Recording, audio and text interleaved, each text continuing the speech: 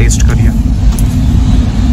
इलो बोगदो इलो आणि त्या कळत नाही मी ते शूटिंग करते तो मध्येच मध्ये येतात.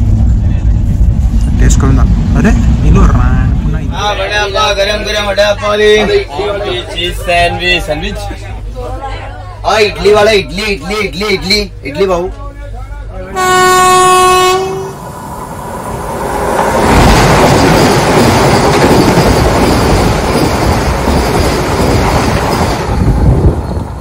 मित्रांनो, मी Rohan Pawar TRP vlog YouTube channel तुमचं खूप खूप स्वागत करत आहे, ते पण सकाळी सकाळी. तर आज आम्ही चाललो आहोत गावी आणि खूप दिवसांनी व्लॉग येते मला माहिती आहे, पण काय सांगायचं म्हणजे थोडं आता प्लॅन करतो आहे कन्सिस्टन्सी ठेवण्यासाठी. त्याच्यामुळे कसं केलं मी थोडं फेसबुकवरती पण कॉन्सन्ट्रेट करतो. हां, तर फेसबुकवरती पण आपलं चॅनल आलेलं आहे TRP व्लॉग्स.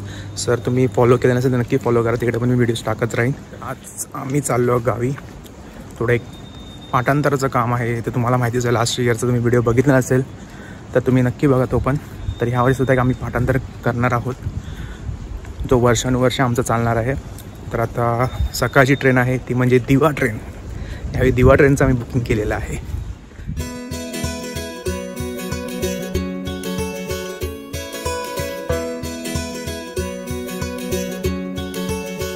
तर दिवा ट्रेन लागली आहे दुसऱ्या प्लॅटफॉर्मवरती आणि आम्हाला पुन्हा प्लॅटफॉर्म हा वळसाकडून जावं लागतं, कारण इकडे आहे ना ब्रिजच नाही, याला कनेक्टेडच नाही एका साईड.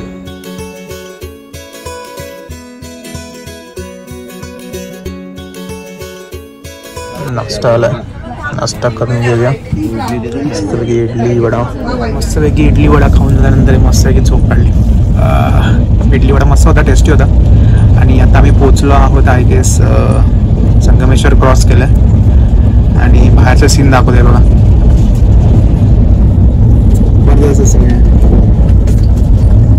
आत्ताच पाऊस पडून गेल्यासारखं वाटतं. थोडंफार हिरवळ आहे म्हणजे गावी पाऊस पडला आहे. तर या दिव्या गाडीने प्रवास म्हणजे खूप वर्षांनी करतो आहे. म्हणजे आधी केला होता तो पण लहान असताना गेलेला आणि तेव्हा जनरल डब्यातून केला. आता आम्ही AC बोगी म्हणजे बुक केला आहे, कारण आम्हाला तिकीट बाकीच्या भेटलाच नव्हत्या. त्याच्यामुळे फायनल हाच ऑप्शन होता की AC ट्रेनने म्हणजे AC डब्याने जावं, कारण जनरलला भरपूर गर्दी असते आणि आम्हाला माहिती आहे ती किती गर्दी किती असते ते. आणि फुल कंजेस्टेड असते आणि पप्पा मी आणि मी 3 जण होतो. सो भेटेल ती तिकीट आता हीच भेटली आम्हाला, बाकी कुठल्या ट्रेनच्या तिकीट अवेलेबल नव्हत्या. AC डबा पण मस्त आहे यांचा, मी तुम्हाला दाखवतो काय काय नवीन नवीन केलेलं आहे. AC कोच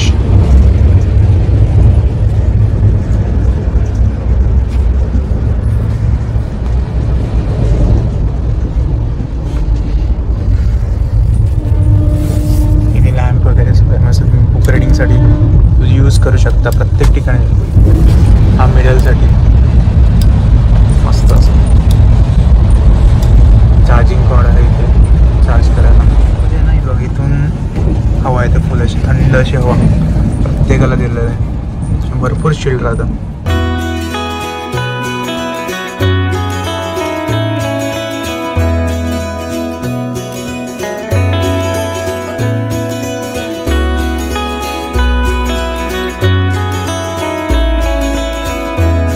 गाडी थांबली आहे उक्षी स्टेशनला आणि गाडी 1.5 तास लेट आहे.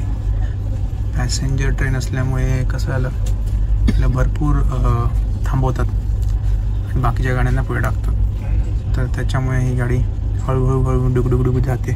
तर AC कोचमध्ये काय वाटत नाही आहे, थोडं म्हणजे आम्हाला काय असं त्रास होत नाही आहे गरमीचा. आणि जनरलमध्ये बसतात त्या लोकांना भरपूर त्रास होत असणार 1.5 तास लेट झाल्यामुळे. तू कधी बसलेलास लास्ट टाईम दिवा ट्रेनमध्ये? खूप आधी, जवळजवळ 15 वर्षापूर्वी. 15 वर्ष? तेव्हा जनरलमध्ये बसला असेल? जनरलमध्ये लिटरली लहान होतो म्हणून आम्ही सगळे लेडीज डब्यामध्ये होतो आणि लिटरली बायका एकमेकांशी भांडत होत्या, एकमेकांसोबत फाईट करत होत्या. ते आठवलं असेल ना. आणि कसे कसे फेरीवाले फिरतात लिटरली ओलांडून जायचं. आज पहिल्यांदा दिवा ट्रेनमध्ये बसलो, ट्रेन एवढी खाली आहे आणि AC डबा जॉईन केला.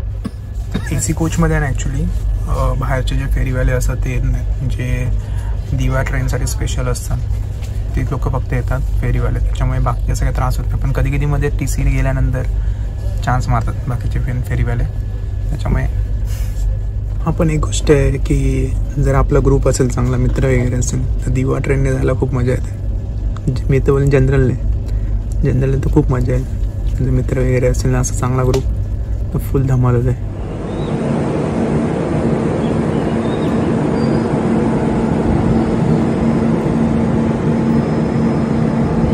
बराच वेळ थांबली ओक्षी स्टेशनला. मे बी समोर एक असणार ट्रेन जिची क्रॉसिंग असणार.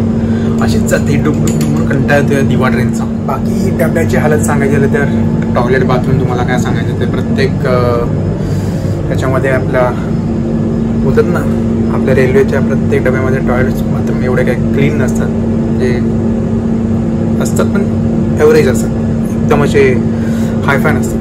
त्यामध्ये भरपूर आता गरम होते मला पण इकडे साऊंड चिल्ड होतो.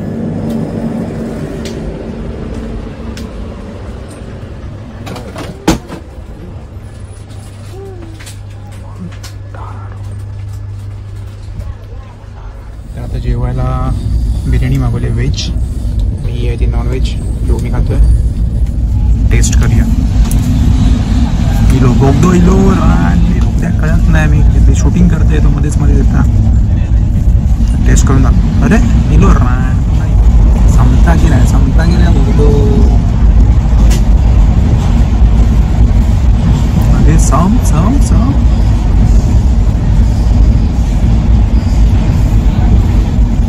बापरे मोठाच आहे. हां आता इलो टेस्ट करते.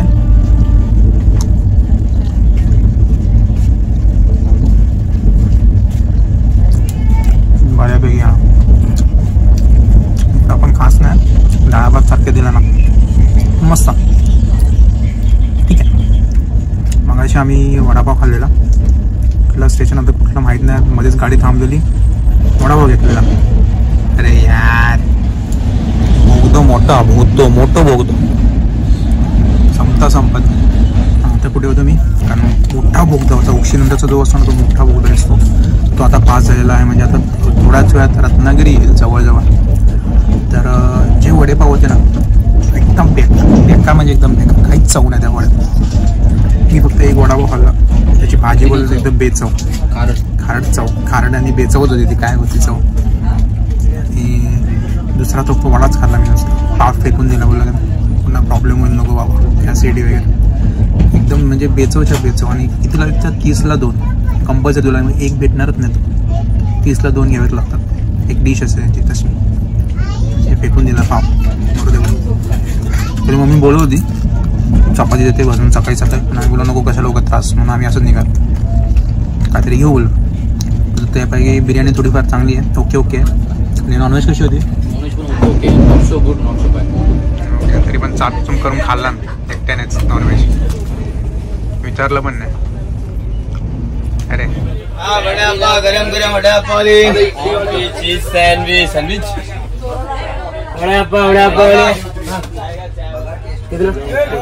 खाना सैंडविच ले ब्रेड ऑमलेट. सुबह जल्दी घर से ट्रेन पकडना जल्दी. आमच्या रत्नागिरीला इकडे पण भरपूर वेळ हॉल्ट घेतलं आहे.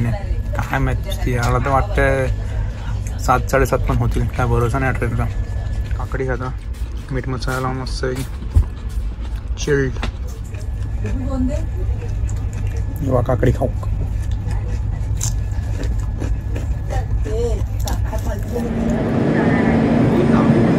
रेलवे लाइन उलाटो नहीं. तेज रफ्तार रेलगाड़ी गुजरने वाली है.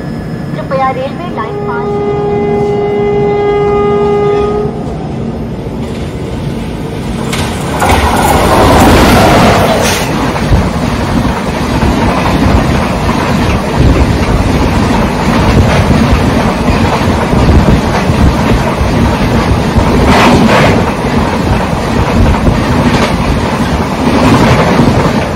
संध्याकाळचे 5 आणि गाडी आता उभी आहे क्रॉसिंगला. विलवडे स्टेशनला क्रॉसिंगला उभी आहे. आणि थोड्याच वेळात आता समोर नाही की वंदे भारत येईल जी असणार आहे मडगाव टू आपली CST. त्याची आता क्रॉसिंगसाठी थांबले. हाच प्रॉब्लेम आहे या ट्रेनचा. म्हणजे या ट्रेनला भरपूर हॉल्ट देतात पॅसेंजर असल्यामुळे. आणि जी एक्सप्रेस तिला पुढे काढतात. याच्या पुढे हे 3 ट्रॅक दिसते हे क्रॉसिंगसाठीच उभे केलेले असतात. आणि याच्या पुढे सिंगल ट्रॅक आहे पुढे. त्याचा ट्रेन येते समोरून. थोड्याच वेळात बघा ना.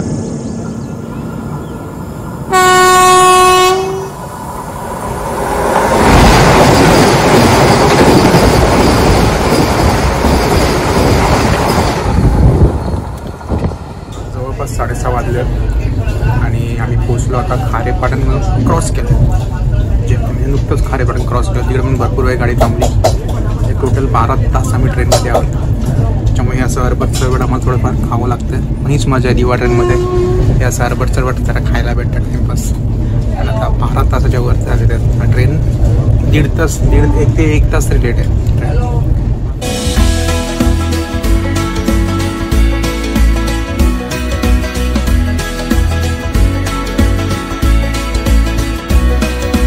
आम्ही 7 वाजता पोचलो आहोत स्टेशनला.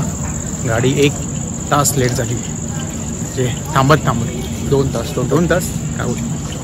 पाऊस पडून गेला इकडे गावी. त्याच्यामुळे मस्त असा मातीचा सुगंध आहे.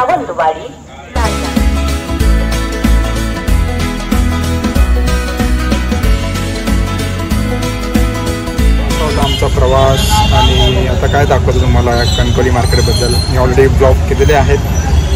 तरी पण हा मार्केट एरिया पूर्ण ब्रिजखाली आम्ही थांबलो होतो. थोडीफार शॉपिंग केली. म्हणजे बर्डे कांदे वगैरे असे घेतले. सो असा होता हा आपला प्रवास दिवा टू कणकवली बाय दिवा सावंतवाडी पॅसेंजर ट्रेनने. तर खूप वर्षांनी प्रवास केला. त्याच्यामुळे थोडं दगदग पण झाली. आणि ही डुगडुग येते ट्रेन. एकदम कंटाळवाणी आहे ट्रेन. पण AC कोच असल्यामुळे थोडं असं म्हणजे काय थकावट नाही जाणवली अशी. त्याच्यामुळे बरं वाटलं जरा. सो आता घरी पोचलो आहोत आम्ही. आणि आता आय गेस आम्ही उद्याच रिटर्न जाणार पडतो. तर बाकी ट्रॅव्हलिंगमध्ये कणकवली स्टेशन टू घरी येताना काही दाखवलं नाही मी. कारण भरपूर काळोख झालेला तोपर्यंत. सो या ब्लॉगचं आता आपण इथेच करूया. तर तुम्हाला हा व्हिडिओ आवडला असेल किंवा तुम्हाला कुठले किस्से माहिती असेल तुमच्या दिवा म्हणजे तुम्ही दिवा ट्रेनने कधी ट्रॅव्हल केला असेल, तुमचे काही किस्से असेल तर नक्की कमेंट बॉक्समध्ये सांगा. आणि आपण आपले ब्लॉग्स फेसबुक चॅनलवरती सुद्धा अपलोड करत आहोत. म्हणजे फेसबुक पेज आहे त्याच्यावरती अपलोड करत आहोत. मी डिस्क्रिप्शनमध्ये लिंक दिली आहे त्याची. पण ते नक्की म्हणजे लिंकला फॉलो करा माझ्या. म्हणजे तिकडे पण तुम्हाला नवीन नवीन व्हिडिओ दिसतील. सो या व्हिडिओचा एंड आपण इथेच करायचं. तुम्हाला व्हिडिओ आवडला तर व्हिडिओ नक्की लाईक करा, कमेंट करा, शेअर करा. आणि चॅनल नवीन असेल तर प्लीज सबस्क्राईब करा आणि फेसबुक पेजला फॉलो करा. पुढे अशाच ब्लॉगिंग पर्यंत